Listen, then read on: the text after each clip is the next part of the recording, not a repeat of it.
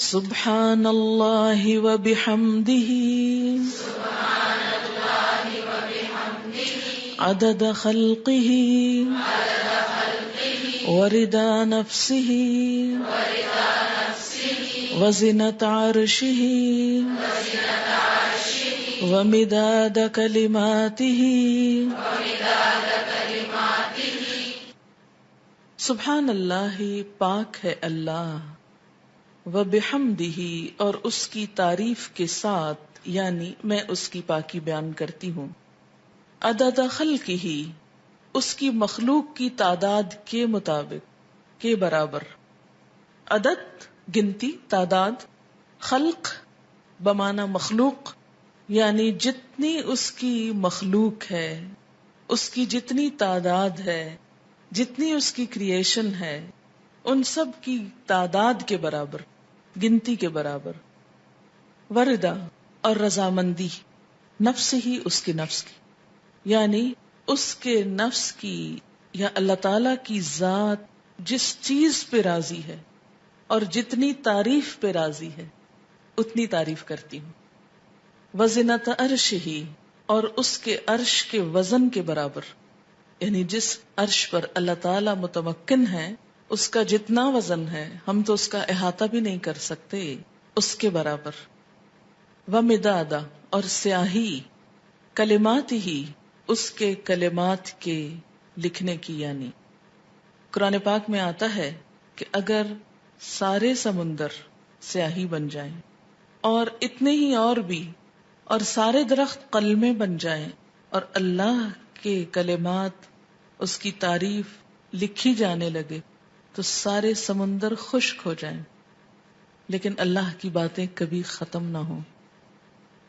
تو اس لیے اس کے کلمات یا اس کی باتیں لکھنے کے لیے جتنی سیاہی چاہیے اس کے برابر. یہ مسنون تسبیح ہے اور بہت ہی خوبصورت. چند لفظ ہیں لیکن ایک بندہ مومن کے دل کے اندر اللہ تعالی کی محبت کے لیے، اس کی عظمت بیان کرنے کے لیے جو اس کے جذبات ہیں اس کی ایک عکاسی ہے. اب دیکھیں کہ اللہ تعالی کی ذات جتنی بلند ہے اور اس میں جتنی خوبیاں ہیں ان کا احاطہ کرنا ہم جیسے کم عقل اور حقیر انسانوں کے لیے ممکن ہی نہیں. نہ وہ ہماری عقل میں سما سکتا ہے، نہ ہمارے تصور میں، اور نہ ہی ہماری اتنی زندگی ہے، نہ ہماری اتنی قوت ہے، نہ اتنی طاقت ہے، مجال ہے کہ ہم واقعی اس کی تعریف کا حق ادا کر سکیں. اس کی تسبیح کائنات کی ہر چیز بیان کر رہی ہے. وَإِن مِّن شَيْءٍ إِلَّا يُسَبِّحُ بِحَمْدِهِ، کوئی چیز ایسی نہیں جو اس کی تسبیح نہ کر رہی ہو. وَلَٰكِن لَّا تَفْقَهُونَ تَسْبِيحَهُمْ، لیکن تم ان کی تسبیح کو سمجھتے نہیں ہو.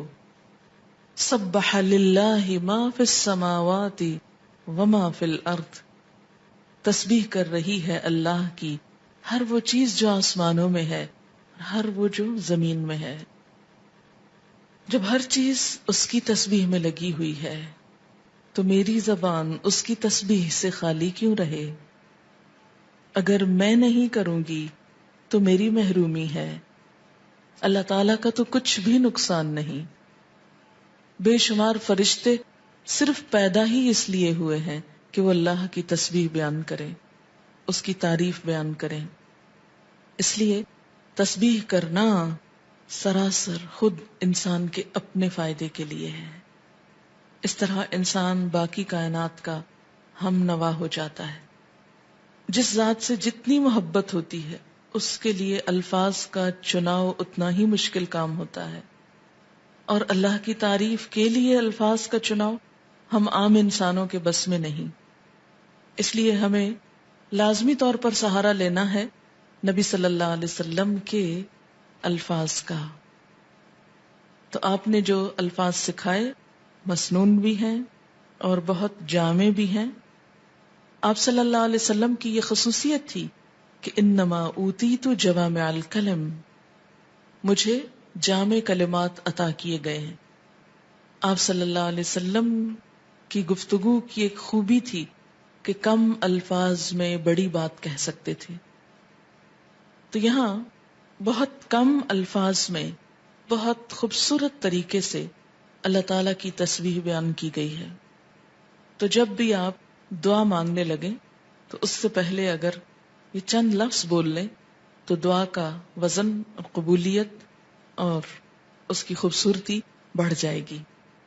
اب دیکھیں کہ دعا کے شروع میں اور آخر میں تسبیح پڑھنا اور درود شریف پڑھنا یہ ایسا ہی ہے کہ جیسے کسی کو کچھ دینے کے لیے آپ ایک خوبصورت جیسے گفٹ پیپر ہوتا ہے یا اچھا کوئی برتن ہو سکتا ہے یا کوئی بھی چیز جس میں آپ کوئی چیز ڈال کر دے رہے ہیں.